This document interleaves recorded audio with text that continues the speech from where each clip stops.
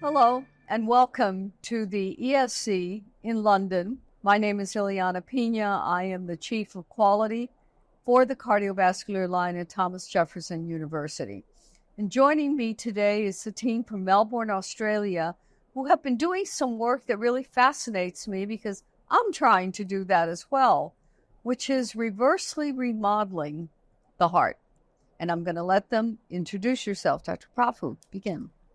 Thank you very much. My name's Sandeep Prabhu, cardiologist, electrophysiologist, and senior research fellow at the Baker Institute, Melbourne, Victoria. My name's Dr. Louise Segan. I'm a cardiologist and PhD candidate at the Alfred Hospital and the Baker Heart and Diabetes Institute.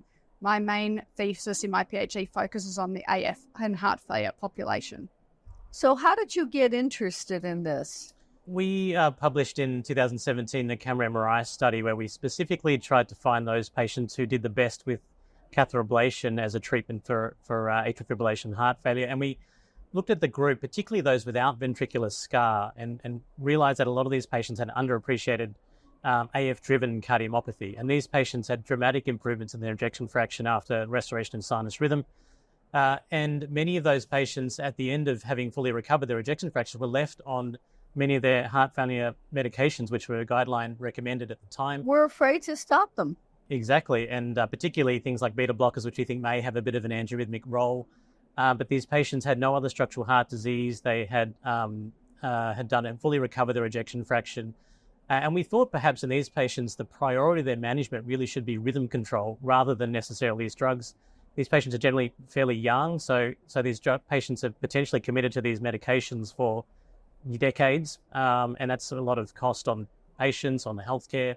And the burden of the pills. Exactly, and I think there's a psychological aspect of taking a pill every day. It makes you feel like a patient, and you feel you're in that model of being a patient for the rest of your life. And perhaps we thought these patients, many of whom, the majority of whom had catheter ablation, perhaps their heart failure is different to standard heart failures that we see around the world, in which evidence suggests perhaps in those patients, unselected patients, withdrawing heart failure can be problematic and see recurrences. We thought this group of patients are different, and we wanted to really specifically look at them in a very controlled and systematic way of withdrawing therapy while keeping a close eye on their rhythm and their ejection fraction.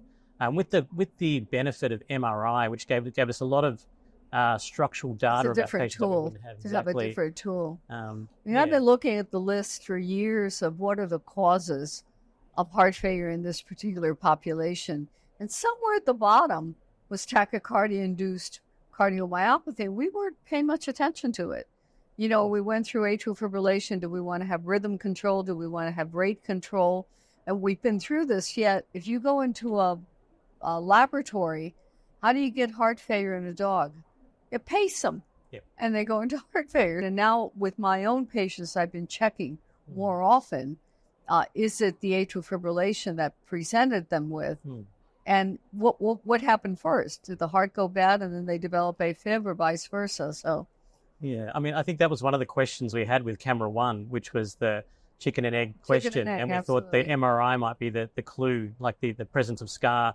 Did that give us a clue as to whether these patients had heart failure and developed AF, or did these patients who usually co-present with AF and heart failure at the same time? They tend to be the ones that have this AF-mediated cardiomyopathy and really quite dramatically improve just with rhythm control.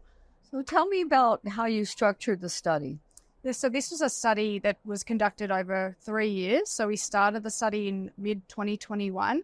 And in the middle of the pandemic. That's right. It was really challenging because it's obviously a resource-intensive study. Yeah. All patients, the 60 patients had 3 MRIs over 12 months, 3 echoes, 3 cardiopulmonary exercise tests. Through all that? We're very fortunate to have had some institutional support and support governmental research funding. It's the only way you can do this. Yeah, but it was really important because we felt the quality control for a study such as this, where it's such an important safety consideration, required us to really judiciously monitor these patients. Yeah. So the study was conducted with a double crossover design. So basically we randomized 60 patients, 30 to initial medication withdrawal and 30 to continued medical therapy initially, followed by subsequent withdrawal at 6 months. And the reason for that design is to ensure that each patient acts as their own control. They were off their medication for 6 months. So medication weaning occurred up to 12 weeks. And then the timing from being off therapy to reassessment was a further 6 months. So to make sure we really had an adequate amount of time to reassess for whether the left ventricular ejection fraction changed. And then you flipped them. That's right. And so that's maybe controversial, but we wanted to make sure that I don't think so. I think I like crossover designs. I think they're solid.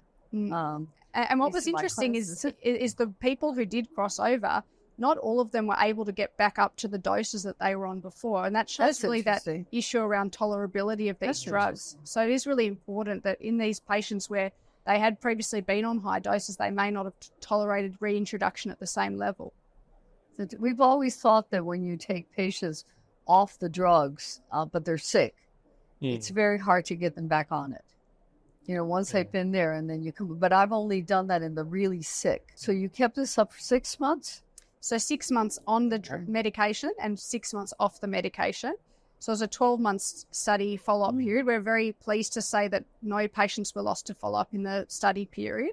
And then at the end of 12 months, individuals who were able to maintain the ejection fraction off heart failure therapy were invited to continue in a longer-term pre-specified analysis where they continued off their therapy for a further 12 months with an echocardiogram thereafter to assess the long-term durability of the result. And that's really interesting. And what did you do about blood pressure? What if the patient had a hypertensive etiology for their dilated cardiomyopathy? It's a really important question. So you might know that in this study, very few had a pre-existing diagnosis of hypertension. I think that just reflects how highly selected this population was, and we intended it to be that way because we wanted to make sure we're not introducing confounding from other etiologies as contributors to heart failure.